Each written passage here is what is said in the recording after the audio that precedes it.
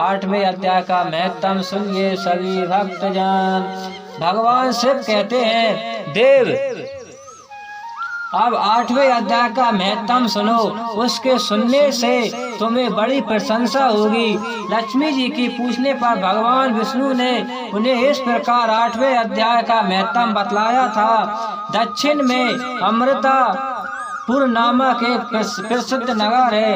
वह भाव शर्मा नाम का एक ब्राह्मण रहता था, जिसने वेश्या को पत्नी बनाकर रखी थी। वह मांस खाया, मंदिर पीता, श्रेष्ठ पुरुषों को धन चुराया, पराई स्त्रियों से व्यभिचार करता और शिकार खेलने में दिलचस्पी रखता था। वह बड़ी भयानक स्वभाव का था और मन में बड़ी बड़ी हौसले रखता था। एक दिन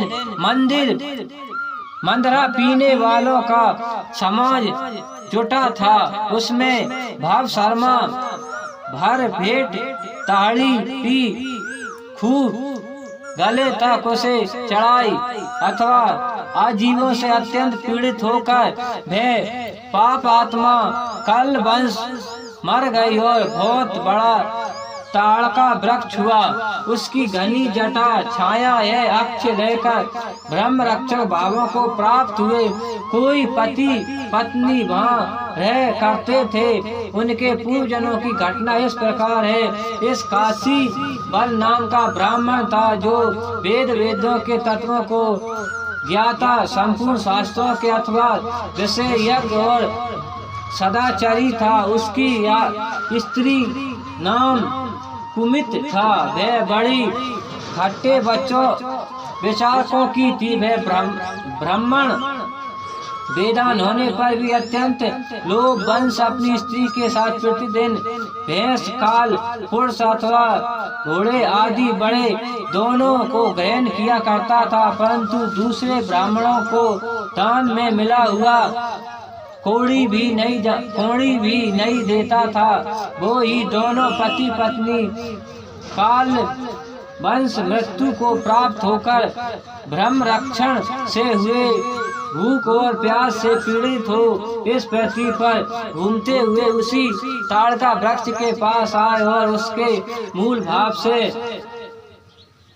विश्राम करने लगे। इसके बाद पत्तों ने पति से पूछा, नाथ, हम लोगों को ये मोहन दुखों कैसे दूर होंगे तथा इस ब्रह्म रक्षक योनि से किस प्रकार हमें दोनों की मृत्यु होगी, मुक्ति होगी।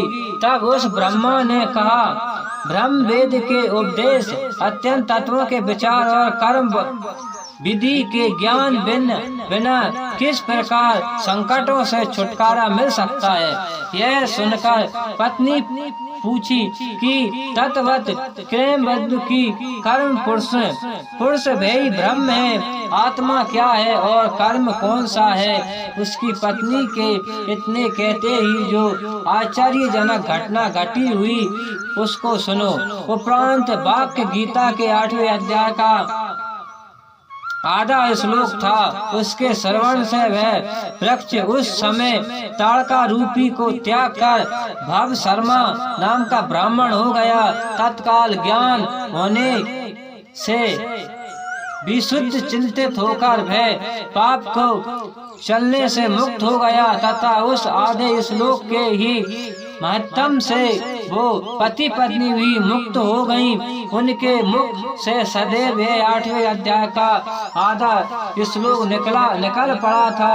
तत्क्षण आकाश से एक दिव्य विमान आया और वो दोनों पति पत्नी उस विमान पर अरुण होकर स्वर्गलोक को चली गईं। वहाँ का यह सार वृत्तांत अत्यंत आश्चर्यजनक था। उसके बाद उस बुद्धिमान ब्राह्मण भाव शर्मा ने आदर पूर्वक उसे आदि श्लोक को लिखा और देव जनार्दनों को आराधना करने की इच्छा से वे मुक्तिदायिनी काशीपुरी में चला गया।